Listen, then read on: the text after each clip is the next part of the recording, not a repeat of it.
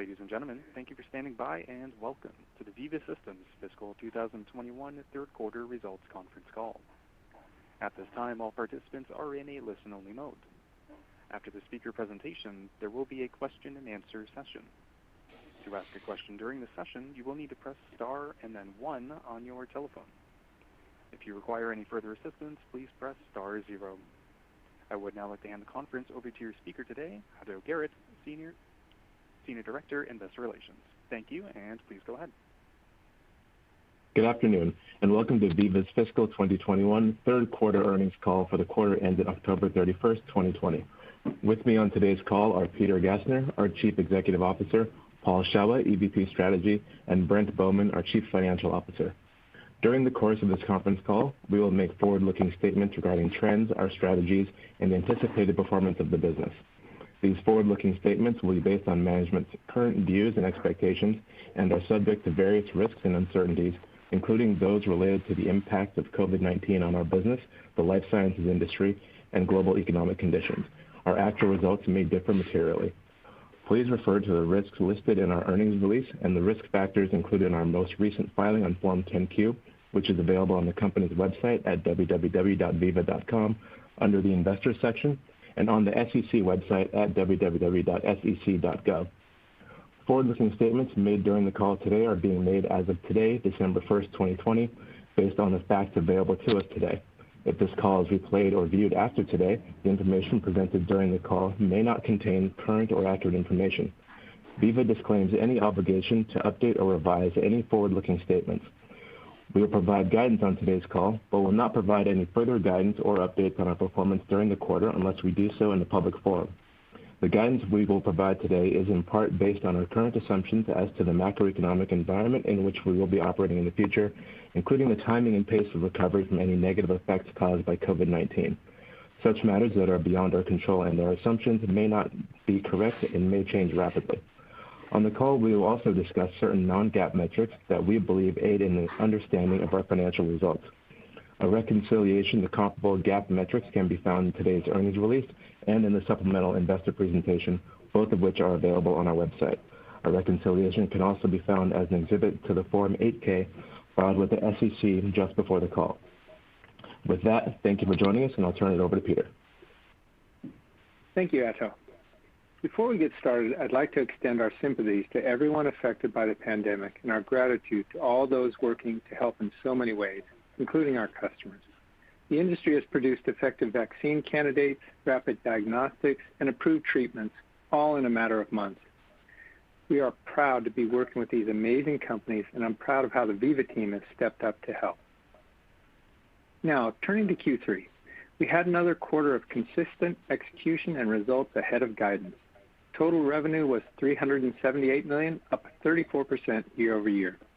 Subscription revenue also grew 34% year over year, and non-GAAP operating margin was 41%. We are pleased with our results and how we're expanding customer relationships during a major digital transformation. We've been able to help customers with immediate needs to open up digital channels in commercial and clinical, and we're also helping them define the right digital models for the long term. For example, on the commercial side, we recently announced a strategic partnership with an emerging biopharma to help them define and execute an innovative digital-first commercial model. They will utilize the full commercial cloud, including Veeva CRM, Data Cloud, Veeva Link, MyVeeva, and Business Consulting. That level of trust and confidence in our ability to deliver came through strongly in our Q3 new wins and expansions.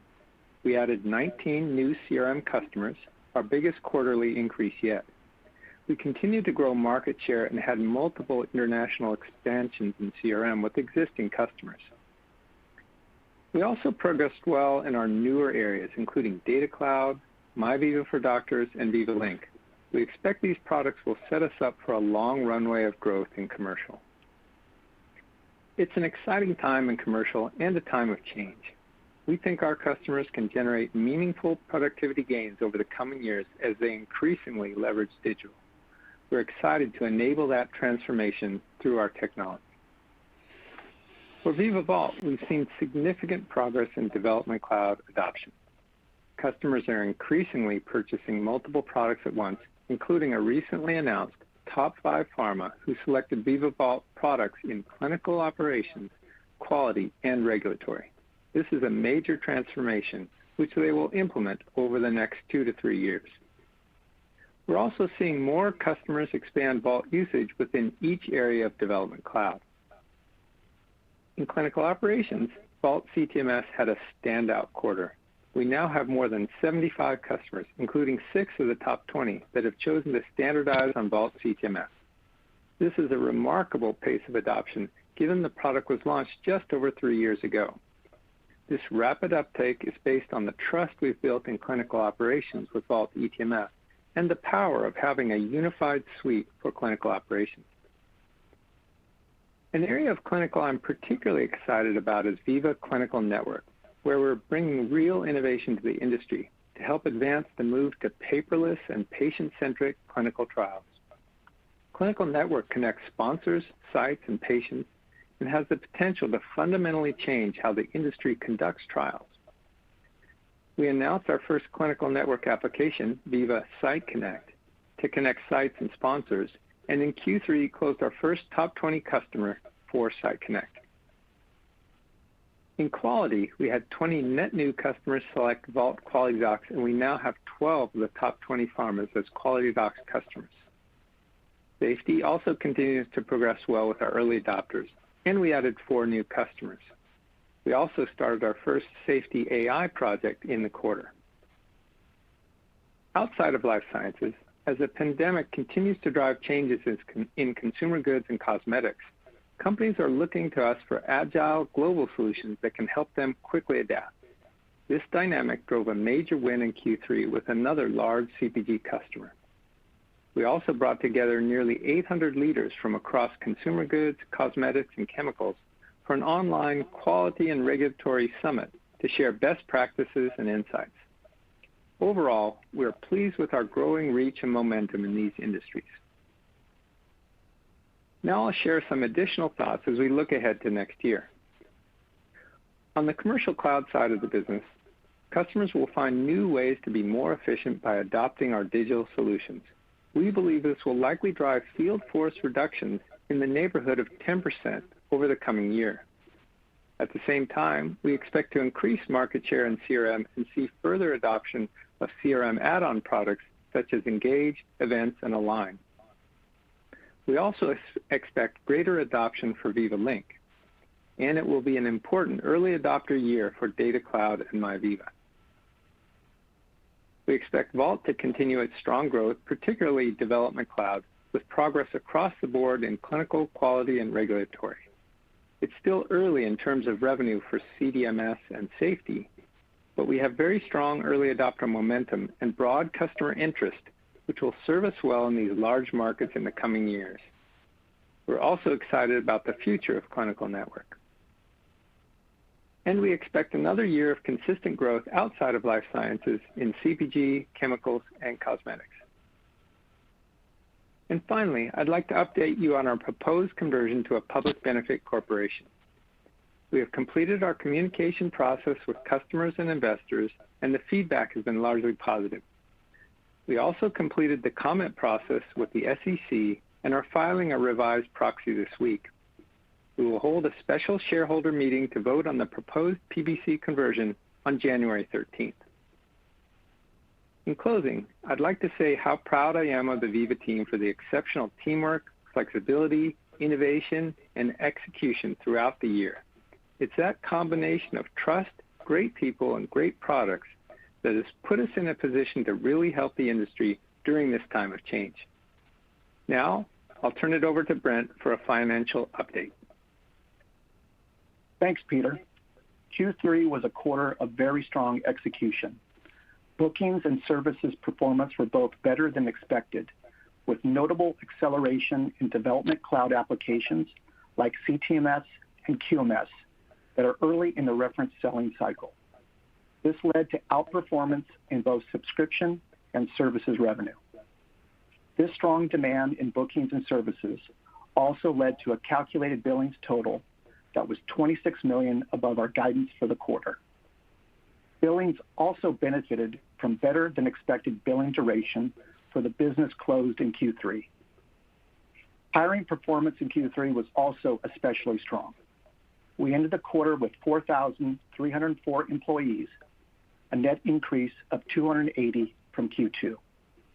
Much of this increase in headcount was within our Vault services teams and in our product teams, especially those product teams working on newer applications like CDMS, Safety, Data Cloud, and MyVeeva.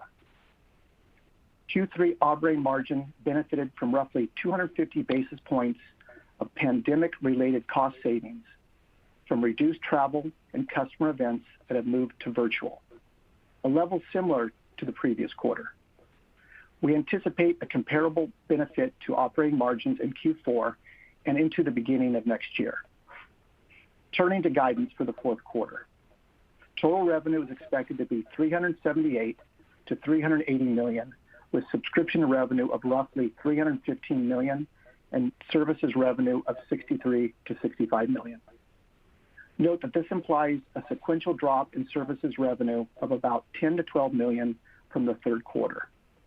While our services business always has a high degree of variability, there are a couple reasons for the size of this change.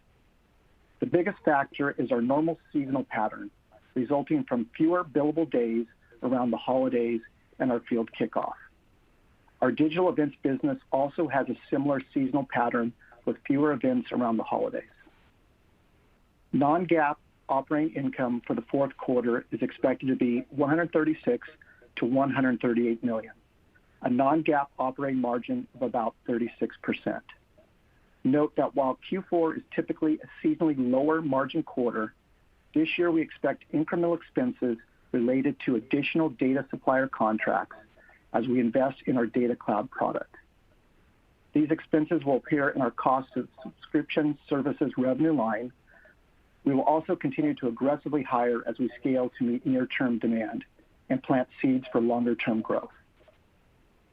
Q4 non-GAAP EPS is projected to be 67 to 68 cents based on a diluted share count of approximately 162.5 million. We anticipate calculated billings of roughly $640 million in Q4. Note that this includes a benefit of about $10 million related to one large customer we expect to switch from quarterly to annual billing terms. Please remember that there are numerous factors that make year-over-year comparisons of this metric highly variable on a quarterly basis. Therefore, we do not believe quarterly billings growth is a good indicator of the underlying momentum of our business, and we do not manage to it internally. Our subscription revenue guidance and calculated billings guidance for the full year are the best indicators of our momentum. All of these Q4 guidance metrics imply the following numbers for the full year. Total revenue of $1,446 million to $1,448 million. Subscription revenue of about $1,172 million. Non-GAAP operating income of $566 to $568 million. And calculated billings of about $1,550 million. We now project non-GAAP EPS for the full year of $2.83 to $2.84 based on a fully diluted share count of approximately 161 million. Note that within subscription revenue, we expect Commercial Cloud to finish the year at about $595 million and Vault to come in at about $577 million. We now expect Crossix to contribute $78 to $80 million within subscription revenue. This is up $2 million from our previous estimate, as that business has benefited from the gradual rebound of advertising spend within life sciences companies. Within the total revenue line, we now expect a combined contribution from both Crossix and Physicians World to represent $97 to $100 million for the full year. Finally, we are also raising our guidance for the full year cash flow from operations, excluding the excess tax benefit, to $500 million, up from $475 million previously, based primarily on billings outperformance in Q3. Before I close, let me give an initial outlook for fiscal 2022. Please note that we are still in the process of finalizing the plan and will provide our formal guidance on the Q4 earnings call. Currently, our initial outlook for next year is for total revenue of $1,700 million to $1,720 million. Within that guide, we expect subscription revenue of roughly $1,390 million to $1,400 million. We will provide more specific guidance on the next earnings call, including breakdowns for commercial cloud and Vault. Overall, the life science industry remains healthy and continues to invest for the future, which gives us confidence in this early guide for next year. Based on our early spending plans, we expect non-GAAP operating margins of roughly 37% for the full year. This would represent a compression of about 200 basis points from fiscal 21, which is driven primarily by three things. First, we plan to continue investing in our data cloud product through additional data supplier relationships. Second, they're assuming that travel and event-related expenses will start to return at some point next year. Lastly, we plan to continue hiring aggressively for customer success and product innovation. With that, let me close by saying that I'm extremely pleased with the results in the quarter, and I'm very excited for the foundation we've laid for next year. The team's outstanding and consistent performance gives me confidence in our ability to achieve our target of $3 billion in total revenue in calendar 2025. Thanks for joining us today, and now I'll turn it over to the operator for questions. Ladies and gentlemen, as a reminder, please press star and then 1 on your telephone keypad to queue for a question. We ask that you please limit yourself to one question and one follow-up. We'll pause for just a moment to compile the Q&A roster. Our first question comes from Bhavan Suri with William Blair. Your line is open. Hey guys, thanks for taking my question, and really nice job there. Maybe Peter, we'll start with you. You know, we've now seen sort of a handful of vaccine candidates come to market and hopefully have them broadly disseminated over the next several months. I guess as that's happened, I'd love to know if you are seeing how the appetite from existing potential customers might have shifted, or has it shifted to sort of think about transforming the clinical technologies of the platform. So sort of the idea that we want to adopt all of the Veeva platform. You mentioned one customer who had chosen to do that, but I'd like to just sort of understand, sort of even within the existing base and new logos, sort of has there been a shift now? There's sort of a sense of light at the end of the tunnel. Has there been sort of some sense of maybe we should start accelerating these initiatives? Are you seeing any of that, or is that too early? Because you sort of said you're not a beneficiary of COVID. Not a large beneficiary of COVID, but coming out of this, it feels like digitization, cloud, and the integrated platform would make sense. I'd love to see if you're hearing or seeing anything, any color from existing and new customers around that. Got it. Bhavan, about the vaccine candidates, I think that is overall largely progressing as the life sciences industry would have expected. I think they're now thinking for the major markets that they're in, mostly people are going to be vaccinated sometime next year. And I think if you would have gone back to sort of the May-ish time zone or so, that would have been broadly, in line with what the life sciences industry overall would have expected. So there's no surprises there. The major shift I think that's happening is the realization that digital is very important on the commercial side and on the clinical side. So that's probably the major beneficiary. Not so much seeing the light at the end of the COVID tunnel. I think that was anticipated, but I think the life sciences industry right now feels more comfortable with digital and will invest more in digital overall than they, as opposed to the way they would be thinking maybe last March or April. So that'll help us, as you broadly speaking, that'll help us, but it's not in a particular quarter. It's not a short-term thing. I think it's a secular shift of more digitization coming. Yeah.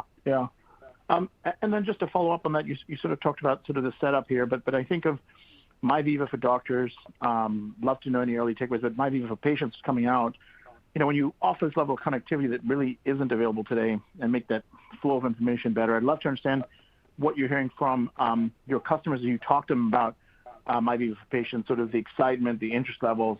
Any color there would be really helpful. Thank you.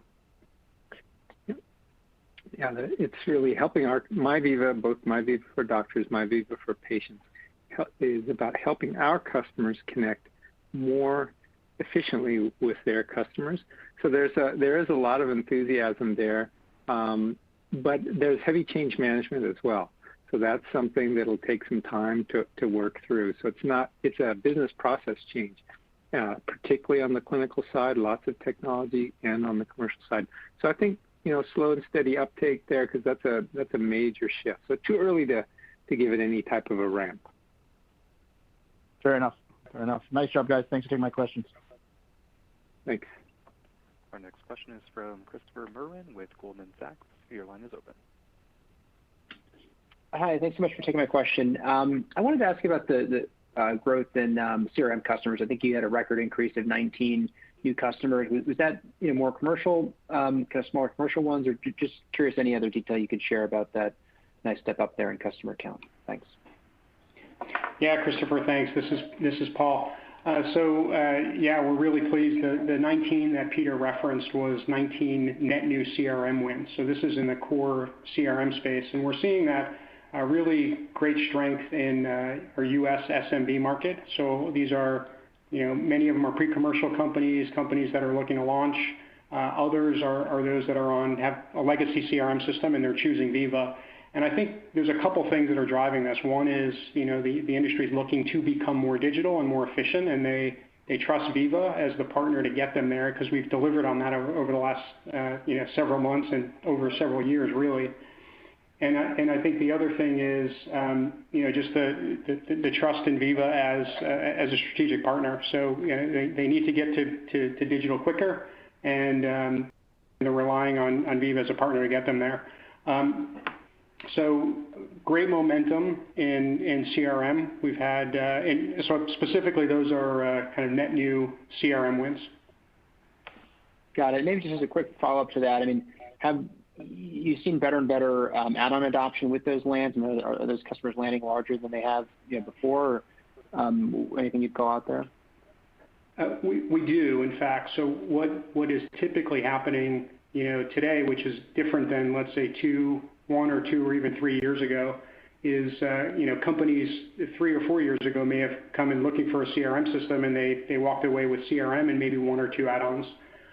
What is more common today is they're looking for a broader, more strategic partner, and they're buying more products up front. So certainly Veeva CRM, and then many add-ons at the same time. Typically, all of the digital add-ons like Approved Email and Engage, they're looking to go more digital much faster. So we are seeing uptick in CRM, but also the related add-ons as well. Okay, great. Thank you. Our next question is from Ken Wong with Guggenheim Securities. Your line is open. Great. Thanks for taking my question, guys. This is building a bit on Chris's question just now. Peter or Paul, can you guys perhaps talk about the competitive landscape in the CRM commercial cloud area? Anything you're seeing from customers during the pandemic that you think perhaps might help or hurt your competitive position here? Yeah, it's going really well, and as evidenced by some of the numbers. First and foremost, we talked about the record number of net new CRM wins as a start. I would say the overall dynamics are roughly the same, meaning we continue to win most deals. We're increasing market share. The one thing that has changed in the competitive landscape is over the last quarter is we've had 2 replacements of IQVIA's new OCE product. So that's the product that they built on Salesforce.com. It's been out in the marketplace for a couple of years now. That's a new dynamic for us. That hasn't happened before. And what we're seeing across the market is that companies are trying it. It hasn't met their expectations from a product or from a services standpoint, and they're looking to get to digital. They're looking to a partner that can execute it and that they can trust. So we've had those 2 replacements, and I expect that those will, those are hard. They take time, but I'm expecting we'll see more and more of those over time. Great. Thanks a lot, Paul. And maybe one for you, Brent.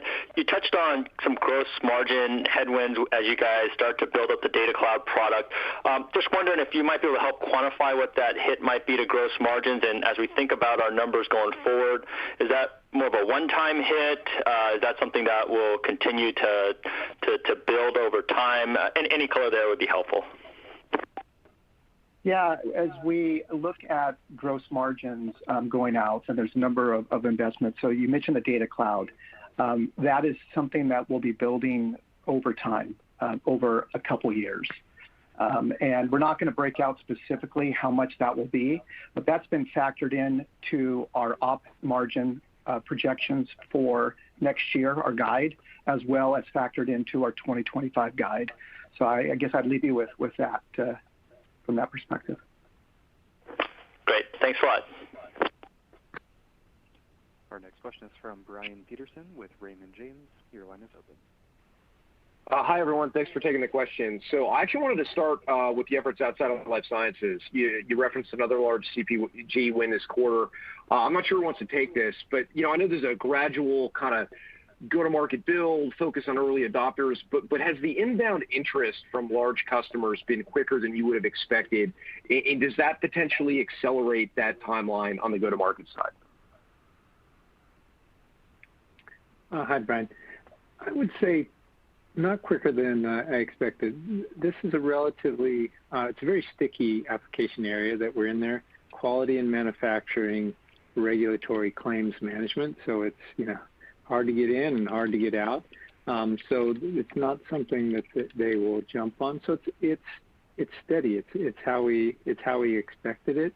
Pandemic really has not affected us in there, other than a temporary thing here in the cosmetics market, because that's been a hard hit segment. Okay, and maybe just a follow up. And Peter, I think you made the comment on fiscal year 22 that you were expecting the field sales reps to maybe be down about 10%. I want to make sure I heard that right. And I'm curious, is that broad-based across the customer base, or is that in some instances they're down more and some are in line? Just, I guess I'm trying to think about that, for fiscal year 22 and how that's kind of factored into your longer-term targets. Yeah, Brian, I'll actually have Paul take that one. Yeah, I'll give some commentary on that. First, the overall 10% number. So the way that we think about that is really based on multiple conversations with customers. We're always in very strategic discussions with customers and thinking about what the future of the sales force looks like, but also based on Veeva estimates as well. It's what we believe as we look out at the market, and we help the industry become more efficient and more digital. This move to digital is really, really good for Veeva. So as as companies adopt more and more of the products in Veeva Commercial Cloud, including products like Approved Email and Engage, they become more efficient, and we're trying to drive that. We're embracing that shift, and you'll also see that shift, in our innovation. So as we're trying to accelerate it with new products like MyVeeva for Doctors, helping the industry get to digital faster and more efficiently. So we have, I guess maybe the one bigger point to think about is we're super confident in the targets still for 2025 because we've always contemplated some level of reduction. What we're seeing is that the reduction's happening a little bit at an accelerated pace compared to where we thought it would be because the industry is moving to digital faster. Thanks, Paul. Add on there. Oh, sorry, Peter. If I just add on there, Brian, the specific one about some customers more than others, not really so much. I would say it doesn't depend on therapeutic area so much, although the more broad-based general medicines might have a little more reduction, the specialty areas might have a little less, and then there will be always company-specific factors, but there's no macro trend there why it would affect one customer more than another. Thank you. Our next question is from Stan Zlotsky with Morgan Stanley. Your line is open. Hey guys, good afternoon, and thank you so much for taking my questions, and congratulations on a very strong quarter. Peter, maybe one for you. You mentioned in prepared remarks that there's potential for global sales headcount in pharma to decline about 10% next year. when you're talking to your existing customers and thinking about how their spend with Veeva's commercial cloud would trend, how are they thinking about the strategic positioning of your product and in order to frankly just enable them to sell versus the potential headwind of less seats? Yeah, Stan, as they reduce seats, what's happening is the selling motion is becoming more digital and more technology enabled. So that's a good trend for Veeva because they'll be spending a bit more on technology and data to power that technology, and a little bit less on the people. So that's a good trend for us. So overall, we're happy about the commercial cloud, growth we'll certainly grow commercial cloud next year and, on into 2025 because of that trend that's in our favor, actually. This is, as Paul mentioned, this is something we knew was going to come. We thought it would come a little more gradually, and the COVID has been kind of a little boost on it. Got it. That makes sense.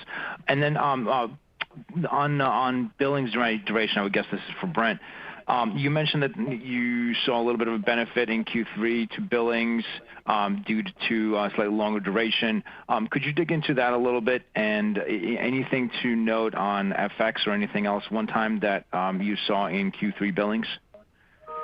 Yeah, I'll answer your second question first. So regarding FX, very minimal tailwind on FX, so nothing to really to note there. And then on the duration, it's really a function of the customer and the specific deal. And sometimes in Q3, you often see coterminous deals. We saw a few less coterminous, and that created the duration tailwind that I spoke of.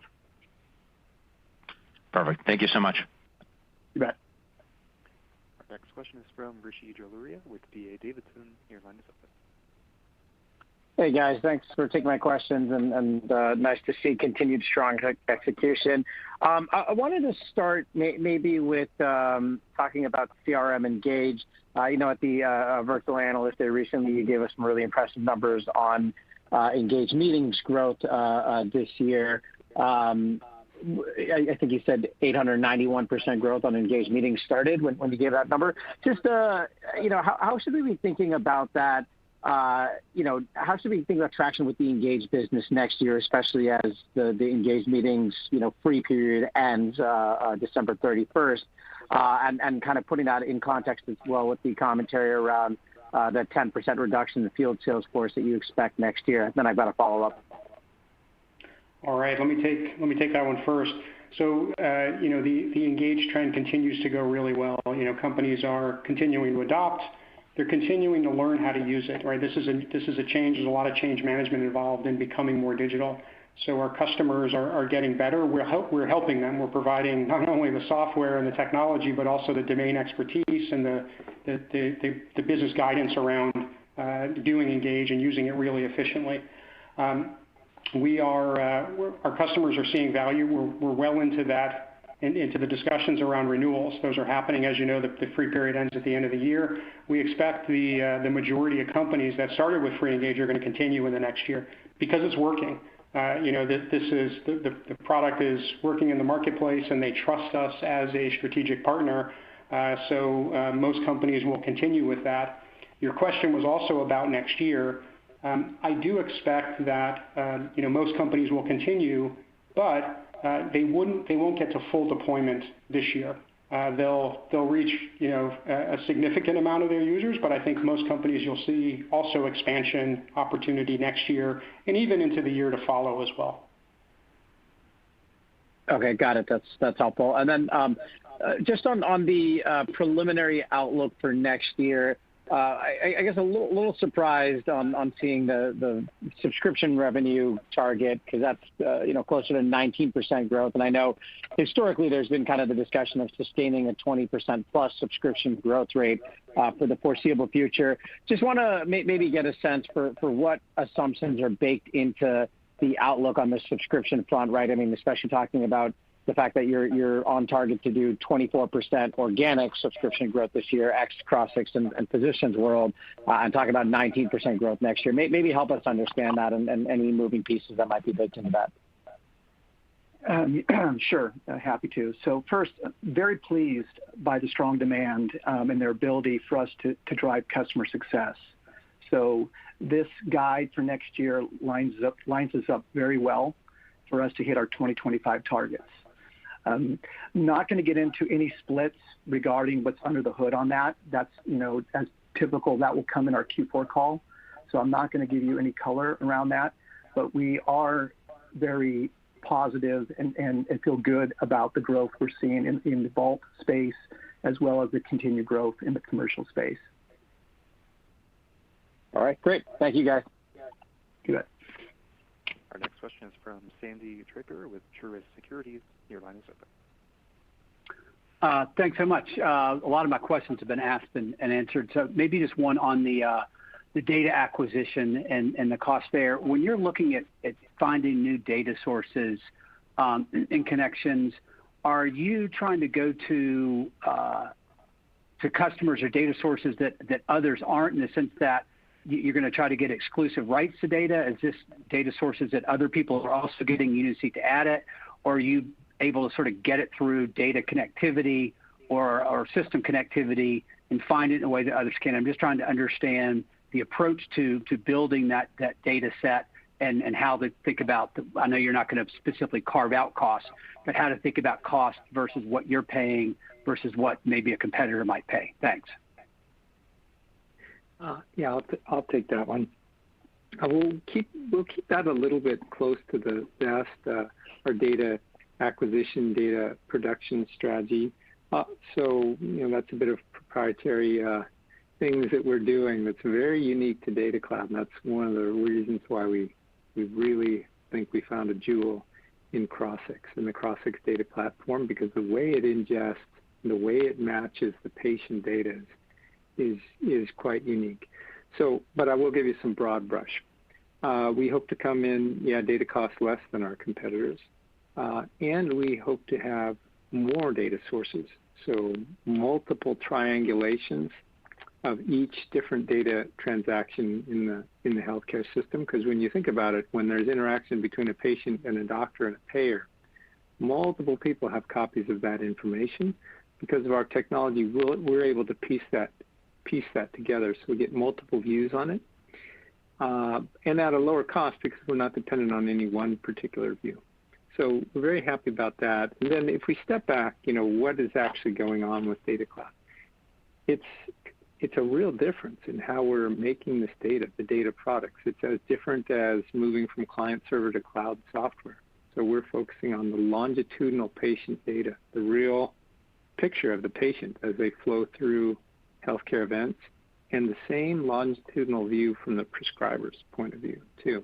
So I would say it's not going to be too valid to compare us, Veeva, to the entrenched way of doing things, because we're going to do a fundamentally different thing.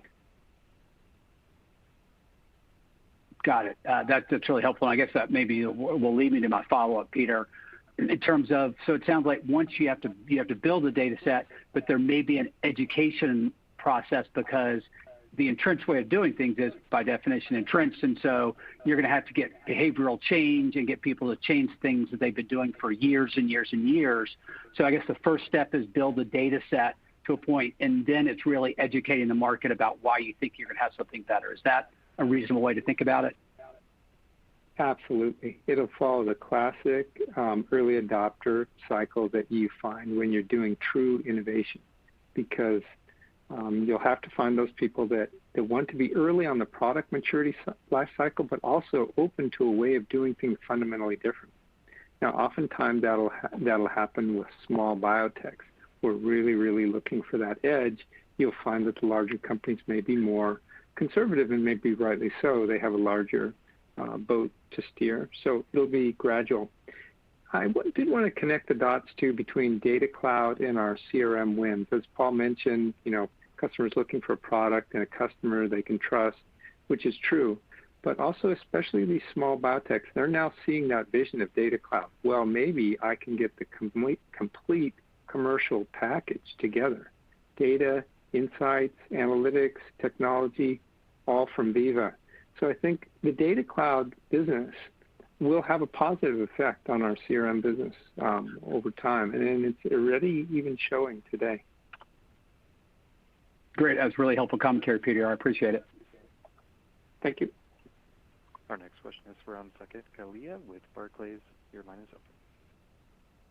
Okay, great. Hey, thanks for taking my questions here, guys. Maybe first for you, Peter. I think the uptake on CTMS is great to see in Vault Clinical. I think it was something like 75 customers in just 3 years of availability. And I'm curious, how would you compare this ramp in CTMS to CDMS, and perhaps how each ramp could be different in terms of adoption and perhaps bookings contribution? Does that make sense?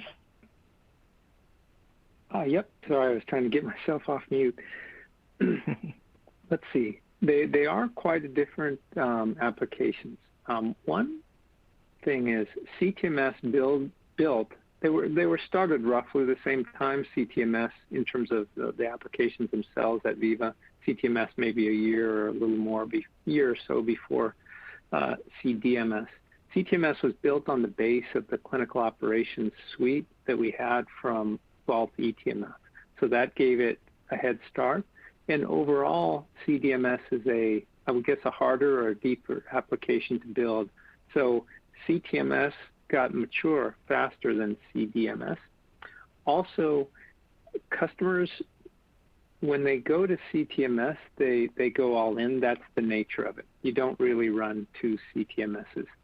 When you go for CDMS, that's a little more dangerous, I guess, for the customer, a little more scary because it directly connects to the clinical research side. So they'll be a little more hesitant there. They have to build their studies. They'll start with a few trial studies. So they'll be a little more cautious. So it's a more cautious market, CDMS. Also, we had to build Veeva's reputation in the clinical data management area. That's what we've done over the last few years. In the clinical operations area, where CTMS is, we have been building our reputation there for about 6 or 7 years, so it was well established. So that's why CTMS goes faster than CDMS. But make no mistake, one of the best indicators of future CDMS success is the success of CTMS, because CTMS is the heart of clinical. That's what's going on. It's the heart of clinical, where your master data is. It's the connectivity. So I feel every time we win in CTMS, hey, that increases our likelihood for winning in CDMS. That's very helpful. Maybe for my follow-up for you, Paul, maybe just to go back to a prior question just on Engage. I think the question was asked for next year. I kind of want to think about it more longer term. Can you just give some broad brushes on how to size the subscription opportunity with Engage? Open-ended, whether that's the total number of users or pricing or anything that you can help us sort of size how big of an opportunity Engage could be once that free trial ends. Yeah, it's a good one, and I think as I pointed out earlier, just with a little bit more context, I expect most of that growth to happen this year, but also next year and even the year or two after. So Engage will continue to drive our customers, or help our customers get the digital. From our business standpoint, maybe the way to think about it is we've always given the guidance that our add-ons like Engage and like Approved Email are in the ballpark of 15 to 20% of CRM. So maybe that's one way to give you a really rough estimate. We don't really break it out specifically by users, particularly as a lot of our customers are also thinking about this as more of an enterprise capability as well. So the concept of even getting down to a user level is even less important because it's like one of those capabilities when you think about doing digital, you go all in on digital. That's kind of 15 to 20% in that range of overall CRM, and again, we'll get there over time. Very helpful, guys. Thanks. The next question is from Joe Vruwink with Baird. Your line is open. Great. Hi, everyone. I wanted to go back to the safety AI project that kicked off this quarter. I was hoping you could maybe speak to the broader opportunity to add AI and workflow automation across some of the other Vault suites. And is it just the case that the pain point associated with case intake is so acute that safety is kind of the logical and biggest opportunity for this type of AI application? Or if this starts to take off, are there some other adjacencies within Vault where it's also applicable ultimately? I'll take that one, Joe. If you look at AI in general and how it relates to Vault, one of the ways you could think about that, how we're doing that in our framework, is setting up AI as a series of bots that can handle a task that is a well-formed task so that a human doesn't have to handle it. You mentioned safety.ai. Where that plays is, the intake of a case. So some words come in, either through an email or some other form. Those words have to be read and understand, well, what is actually going on here? What product is this case about? How do I code the complaint that it's about? Have I seen a duplicate before? So that's a pretty high volume thing, and that's where we can apply safety.ai on it. You'll see other areas in Vault. Another area you'll see next year is classifying documents that come in to an inbox as it relates to a clinical trial. That's another relatively high volume area that needs to be done, and that's something where a bot can handle it. You'll see that in the quality suite over time as well in terms of product complaints, which is different than a safety event. That is, I didn't enjoy this product had a bad color, et cetera. That's a product packaging was off, et cetera. That's a complaint. So it's things like that where you'll see that automation over time. Okay, that's great. And I wanted to make sure I'm just totally clear on the outlook for Engage. Paul, when you talk about most of the growth kind of happening this year, is that just insight on the potential new users that you already have visibility on, and kind of the contribution of those new users from a financial standpoint will therefore flow in next fiscal year, fiscal 2022? Is that the right sequencing?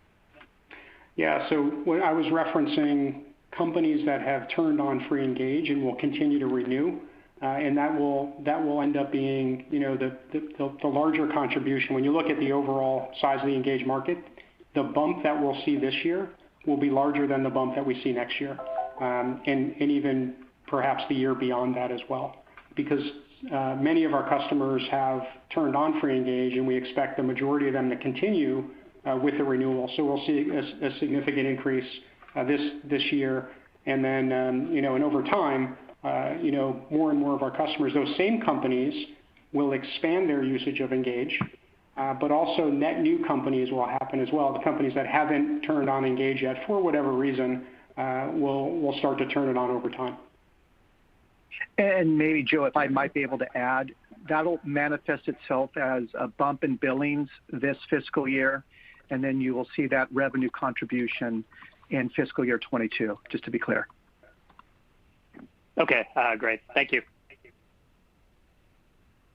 Our next question is from Ryan McDonald with Needham. Your line is open. Hi, Ryan McDonald on for Scott Berg. Thanks for taking my questions.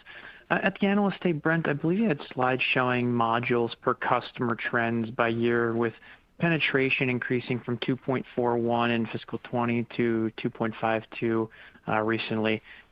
As the company looks at subscription growth expectations moving forward, but expanding your penetration by less than a quarter of modules annually, how should we think about the view of the cross-sell cadence to be over the near term to drive 20% plus subscription growth? Does model penetration need to increase or decrease to achieve these growth rates? I think you should expect to see a consistent cadence of additional upsell within our install base with the balance of new business as well. So I don't think the motion from that perspective you should expect to change for us to be able to hit the targets that we've established. Excellent. And then as a follow-up, it's great to see that Crossix starting to come in above initial expectations for this year and sort of recovering a bit. But if we look at the expectations for Physicians World, it seems like those have remained, I think, relatively consistent. As we are now starting to get visibility into a vaccine, how are you starting to think about the recovery for that Physicians World business and perhaps some assumptions that you're looking at going into calendar year 21? Thanks. I'll take that one. In terms of Physicians World, that'll excuse me for a minute. That'll recover sort of with the vaccine, where people feel comfortable, broadly speaking, in the face-to-face events. So we're looking towards, sometime towards the end of next year. I think that would be a reasonable expectation for the Physicians World business. Now, having said that, we are starting to get early momentum and starting to lead a bit in the innovation we're doing around digital events. So, there's a potential that in the long term, as we look at maybe not next year, but the following year, I believe we're going to be gaining market share there and adding more value with both digital and face-to-face events and other services around that. So I'm pretty bullish on the Physicians World business. It'll have another 9 months of a little lagging effect right now. Excellent. Thanks again. Our next question is from Brad Sills with Bank of America Merrill Lynch. Your line is open. Oh, great. Hey, guys. Thanks for taking my question. I wanted to ask about clinical top 50. It's been a market segment that you've seen some real progress in recently. Can you remind us kind of where we are in the replacement cycle for that particular segment? You've got a number of wins there already in the top 20 category. Should we expect more of those types of wins, or are you looking at the next tier down where you could see more progress? You've been on this very steady kind of reference selling approach there. It seems like you've got the references now, and so perhaps we could see a tipping point of replacement. So any color you can provide on kind of where we are in that cycle. Thank you. These are important systems, so the clinical operations and then the clinical data management. And when we talk clinical, there's those two areas: clinical operations, clinical data management. In clinical data management, we are very, very early. We have a handful of customers very, very early, so it's basically mostly greenfield. There's legacy players out there that we have to replace, and that'll happen over the next literally 5 and 10 years. It's a long road. In clinical operations, we have our eTMF, which has pretty good market share. That was our first application, but out of those top 50, I don't have the exact number of how many use our eTMF, but there's still a decent amount to go that we have to get. Then there's more in CTMS, and there's payments, which is a new module. There's relatively new module. There's study startup. But the big thing in clinical is the clinical network. That's a whole new leg of applications, and that applies to the top 50 and also all the other clinical applications. So we're very early days in clinical. We only really have one roughly maturely penetrated application, and that's eTMF, and still that has a way to go. So it's early days. Mm-hmm. Got it. Thanks, Peter. And then you mentioned expectation for kind of consistent growth in outside life sciences. It sounds like pretty balanced across CPG, chemicals, cosmetics. Is that just a function of kind of awareness needs to build in that category in order for you to see more acceleration there? Is it just go-to-market resources? Is it product? Maybe we just don't need to expect that business to really ramp, and there's just because there's so much opportunity within life sciences. But I guess any color on kind of what's driving that more kind of balanced, steady growth in that business? First of all, we're happy with that growth. The numbers we gave at the analyst day, so it's growing pretty nicely when you look at it. Grow to 100 million or so in that neighborhood by 2025. Now, what happens there is that's a slow and steady growing industry there. It's you've got a lot of capital costs. It's not one that's prone to jump very quickly, and it has a natural adoption life cycle. Companies have investments in previous technologies. They need to see those through, write those off, and it tends to be a very cautious and capital efficient industry. So that's what's going on there. Now, it's not due to we need more feet on the street or something like that, or product immaturity. It's just it's that reference selling cycle. You only have so many early adopters, middle majority, and then you have late adopters. Got it. Thanks so much, Peter. Thank you. Our next question is from Stephanie Davis with SVP Leerink. Your line is open. Thank you for taking my questions, and congrats on the quarter. Just a quick question, given some of the startups we're seeing in the space. Just there's a growing number of drug development facing IT startups. What are your IT and M&A priorities in these adjacent markets with that in mind? And do you have any lower bounds for assets that you could or would acquire either on scale or product maturity, as many of them are relatively new? Thanks, Stephanie.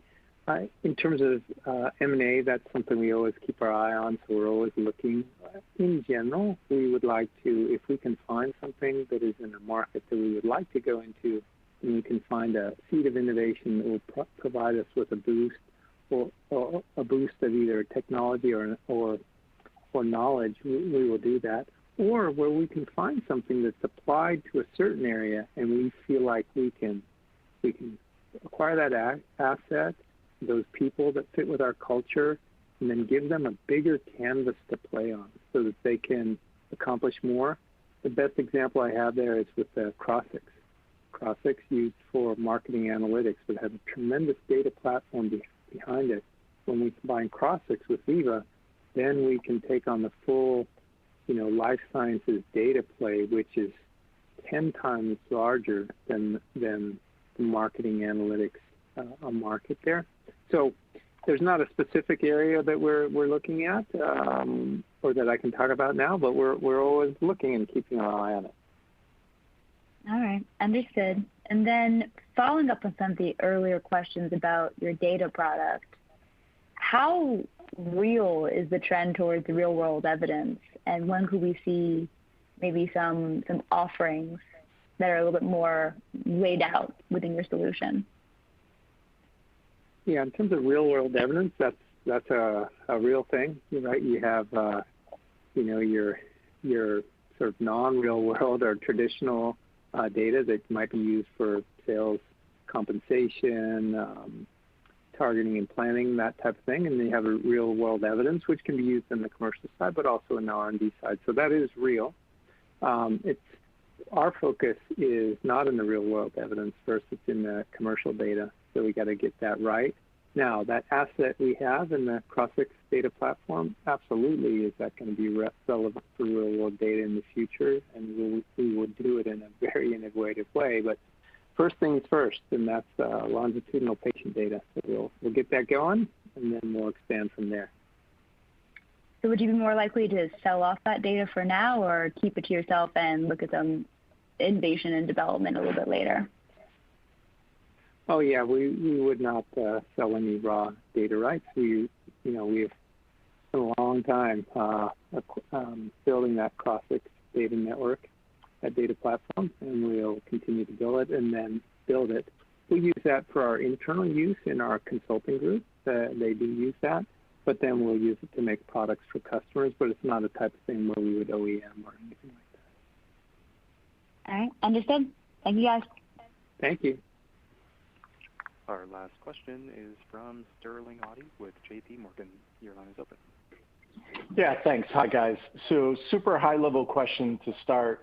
With the outcome of the presidential election, assuming it holds as is, and the potential for the runoffs in Georgia, Is there anything that you're keeping an eye on from a regulatory or a legislative action that you think would have direct impact one way or other, either on the business or to your customers that could impact your business in the next year or two? Yeah. Hey, Sterling. Thanks for the question. So, I mean, we're certainly keeping an eye on, what's happening with the election and also what happens around legislation and policy, as are our customers. But, the reality is, the industry is a big industry. It's a global industry. These kinds of things, elections happen all the time, legislation changes, policy changes all the time. And it tends to be balanced out by, a lot of the innovation that happens in the industry, innovating in new medicines, and really everybody focused on driving patient outcomes and doing the right thing for patients. So that's a long way to say that, some of these changes, they tend to be awash with the innovation. We haven't seen any impact yet on our customers, and we don't really expect any impact of some of those changes in the political landscape over the near term either. All right, excellent. And then one follow-up question. There's a couple of questions around CTMS, and I'm just kind of curious, has anything changed in the competitive landscape in terms of you had that one legacy, stronghold with Oracle Siebel CTMS? I had, Metadata had an offering, but you kind of came in and I think we're doing a better job winning. Has anything changed in terms of any other vendors that you're seeing more active in that space, or any change to kind of win rates or displacements? Sterling, no new entrants that we're aware of, and no change to the competitive dynamics. We're really replacing the client server there. I guess the only change is, customers are seeing that Veeva has success in CTMS at scale at the large enterprise. So that's sort of de-risked it for people. And I think many customers are thinking, hey, when would I go to Veeva CTMS? When does it make sense to? Because at this point, I think we have the best alternative to the market and a proven solution. Got it. Thank you, guys. Thanks, Sterling. And this does conclude the Q&A session. I'll now turn the call back over to Peter for any closing remarks. Thank you all for joining us today. I'd also like to extend a special thanks to Rick Lund for all his years of service and contributions at Veeva. This is Rick's last earnings call with us, and we wish him well in his next role as a CFO. And I wish you all a happy holiday season, and we look forward to talking with you next year. Thank you. This concludes today's conference call, and you may now disconnect.